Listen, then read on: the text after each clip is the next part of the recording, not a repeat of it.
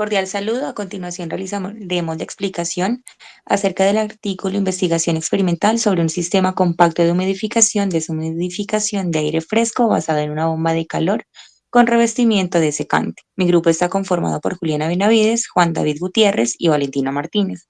Tradicionalmente, los métodos convencionales de humidificación utilizan la condensación, que presenta desafíos como la generación de agua líquida propensa a bacterias y corrosión. La humidificación a menudo implica el uso de humidificadores que consumen agua y requieren mantenimiento frecuente para evitar problemas de salud. El trabajo se centra en un sistema compacto de aire fresco basado en una bomba de calor recubierta de secante, que las iniciales, o bueno, nos referimos a él con las letras DCHP. A diferencia de otros métodos, el DCHP controla simultáneamente la temperatura y la humedad. A través de investigaciones teóricas y experimentales se verificó la capacidad de humidificación y deshumidificación del sistema en diversas condiciones operativas, ofreciendo así una alternativa eficiente y simplificada para el control de temperatura y humedad en entornos residenciales. Montaje experimental. Les explicaré la descripción del sistema de humidificación y deshumidificación de aire fresco. Este se presenta en dos partes. La primera, sistema de refrigeración, y la segunda, en conducto de aire. El sistema de refrigeración está compuesto por el compresor, por la válvula de expansión, por los intercambiadores de calor y por una válvula. Y la segunda parte, conducto de aire, incluye una válvula de 4 vías, dos ventiladores y también este conducto se encarga de dirigir el aire que requiere calentar e humidificar al condensador. La siguiente tabla resume pues, las especificaciones de los principales componentes del sistema. En el sistema de deshumidificación, el aire fresco se trata primero en el DCHE1 y se envía a la sala, mientras que en el aire de retorno se dirige al DCHE2. El calor y el agua regenerados por el DCHE2 se convierte en un aire de escape y se expulsa al exterior. Cuando la capacidad de deshumidificación del DCHE1 no es suficiente, el sistema cambia al modo 2, convirtiendo el DCHE1 en condensador y el DCHE2 en evaporador. La diferencia entre verano e invierno radica como en las direcciones de la válvula en las diferentes vías. Los sensores a su vez miden la temperatura, la humedad, la presión y el potencial de compresión en las diferentes vías del sistema. Principio de funcionamiento.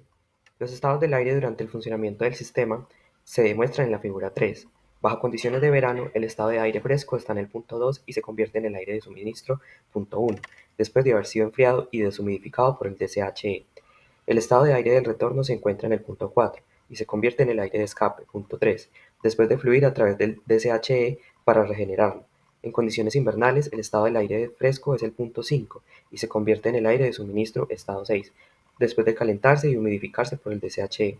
El estado del aire de retorno está en el punto 7 y fluye a través del DCHE para enfriarse y deshumidificarse y se convierte en el aire de escape estado 8.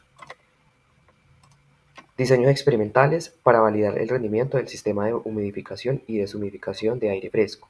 Primero se probó el sistema en condiciones de verano GB Shanghái y en condiciones de invierno en GB.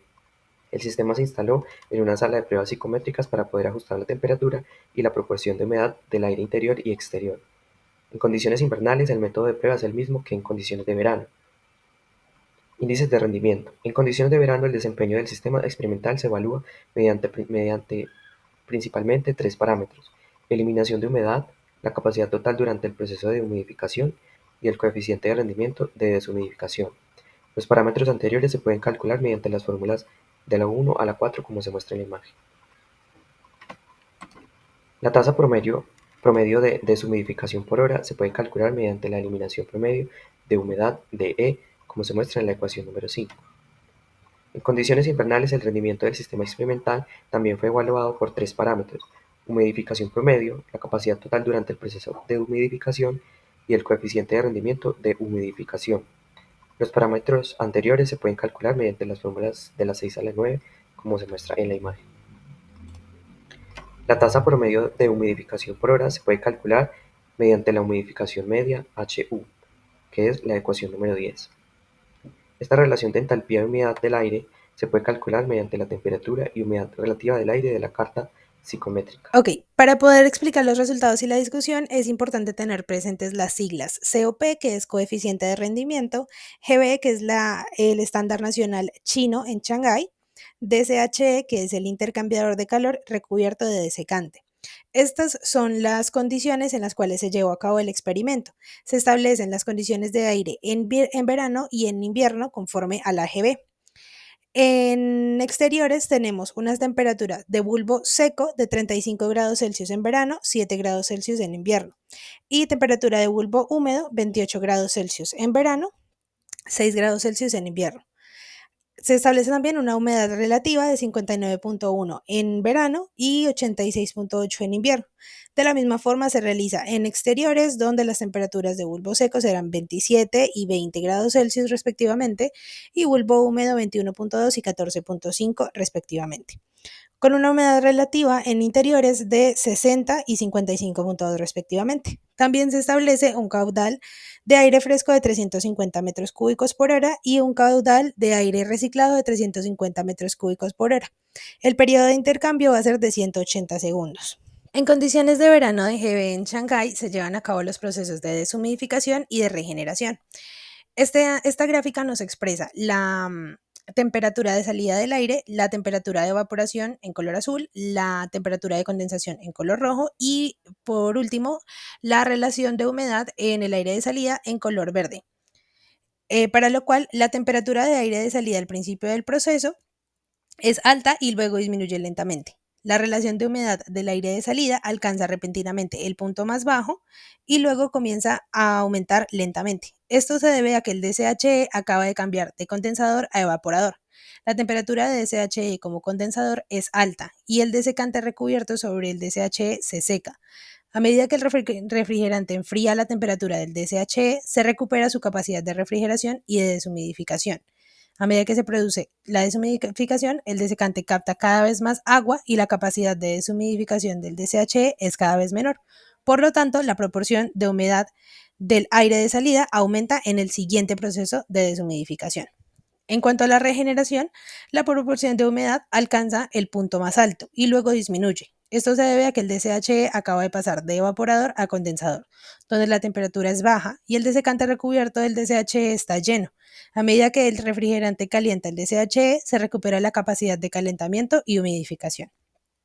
Para las condiciones de invierno, la figura nos muestra la temperatura del aire de salida y la relación de humedad del proceso de humidificación y absorción en este caso.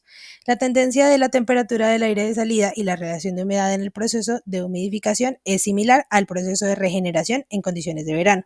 Y aquí el proceso de absorción es el mismo que el proceso de deshumidificación en condición de verano.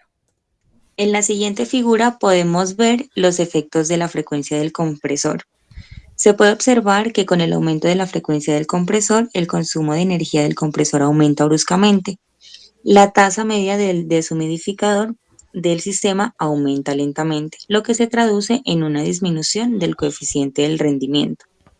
Podemos ver que a medida que aumenta la frecuencia del compresor, también aumenta la temperatura de condensación y disminuye la temperatura de evaporación. Periodo de transición. Los efectos del periodo de transición se pueden ver en la figura 7. Figura 7A. Muestra la tasa de deshumidificación promedio por hora, la capacidad del compresor y el COP del sistema en diferentes periodos de conmutación. Para la temperatura de evaporación y condensación se tiene la figura 7B, que explica que la temperatura de condensación aumenta con el tiempo. Eso es porque la velocidad de regeneración disminuirá a medida que avanza la desorción. En la figura C, donde se ve que la eliminación de humedad con un periodo de cambio de 4 y 5 minutos es menor.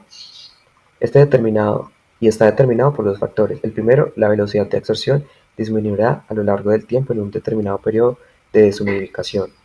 El segundo, al comienzo de la transición, habrá un periodo en el que el DCHE aún no se ha enfriado y no se puede deshumidificar el aire.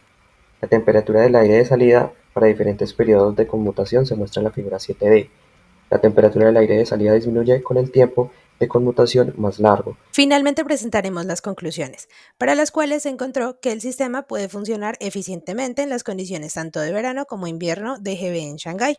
En condiciones de verano, la capacidad total media es de 2,60 kilowatts y la eliminación de humedad media es de 7,56 gramos por kilogramo. Para las condiciones de invierno, la capacidad total 3,30 kilowatts y la tasa de humidificación es de 4,8 gramos por kilogramo. Finalmente, los resultados muestran que el sistema puede alcanzar la máxima eliminación de humedad de 3,03 litros por hora con una frecuencia de compresor de 55 revoluciones por segundo. Muchas gracias por su atención.